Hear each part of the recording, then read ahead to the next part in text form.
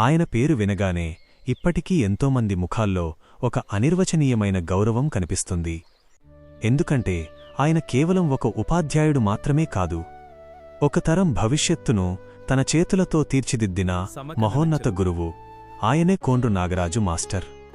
చిన్నప్పటినుంచే జీవితంలో ఎన్నో కష్టాలను ఎదుర్కొన్నారు. పేదరికం, ఇబ్బందులు, అవకాశాల కొరత ఇవన్నీ ఆయన దారిని అడ్డుకునే ప్రయత్నం చేశాయి.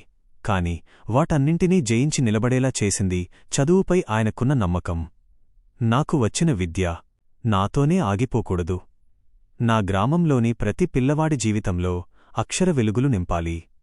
ఈ ఉదాత్తమైన సంకల్పంతోనే తర్లవాడ గ్రామంలో ఒక చిన్న పాకశాలలో పిల్లలకు విద్యాదానం ప్రారంభించారు. అది పెద్ద కార్పొరేట్ స్కూల్ కాదు, అక్కడ ఖరీదైన బెంచీలు లేవు, కనీసం ఫ్యాన్లు కూడా లేకపోవచ్చు. కాని అక్కడ ఉన్నది ఒక్కటే, నిస్వార్థమైన ఒక గురువు హృదయం.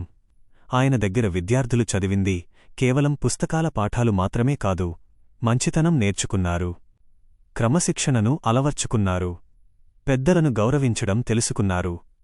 అన్నింటికీ మించి ఒక మనిషిగా ఎలా జీవించాలో నేర్చుకున్నారు. ఆయనకు ప్రతి విద్యార్థి తన సొంత బిడ్డతో సమానం. ధనికుడా, పేదవాడా, చిన్నవాడా, పెద్దవాడా అనే తారతమ్యాలు ఆయనకు తెలియవు. ఎవరినీ ఎప్పుడూ తక్కువగా చూడలేదు. ప్రతి ఒక్కరినీ ఒకే ప్రేమతో, చిరునవ్వుతో పలకరించేవారు. గ్రామంలో ఎవరికి ఏ సహాయం అవసరమైనా ముందుగా గుర్తొచ్చే పేరు ఆయనదే. ఎందుకంటే ఆయన చేతిలో ఉన్నది కేవలం పుస్తకం కాదు, ఒక మనిషి తలరాతను మార్చగలిగే అద్భుతమైన శక్తి.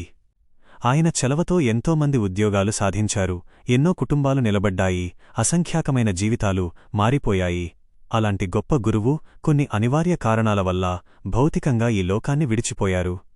ఆ రోజు కేవలం ఒక కుటుంబం మాత్రమే కాదు, తర్లవాడ గ్రామం మొత్తం కన్నీరు మున్నీరైంది. ఒక మంచి మనిషిని కోల్పోయామన్న బాధ ప్రతి గుండెను తొలిచేసింది. కాని ఆయన నిజంగా వెళ్ళిపోయారా? లేదు. ఈరోజు ఆయన చదివించిన విద్యార్థి ఏ మూలనో ఒక ఉన్నత స్థాయిలో ఉంటే అక్కడ ఆయన జీవిస్తున్నట్లే.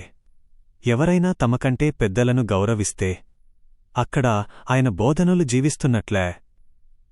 ఒక తండ్రి తన పిల్లలను కష్టపడైనా చదివించాలని నిర్ణయించుకుంటే అక్కడ ఆయన ఆలోచనలు ఇంకా బతికే ఉన్నట్లే.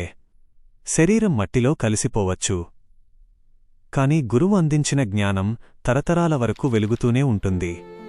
ఈరోజు తర్లవాడ గ్రామం ఆయనను గుర్తుచేసుకుంటుందంటే అది కేవలం ఒక ఫోటోను కాదు, ఒక మహోన్నత వ్యక్తిత్వాన్ని.